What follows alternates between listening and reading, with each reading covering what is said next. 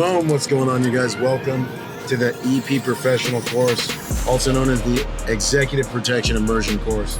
This is a real-world training course where agents come, we give them real-world experiences, right? Rick Sweeney, he's been in the game for 20 years. I've been in the game for the better part of 20 years, running executive protection operations all over the world. So the first 48 hours of this course, the students are getting saturated with all the different principles and experiential information that we've gained working all around the world, and also information that we've gained working from the top down as company owners, what we see out in the field.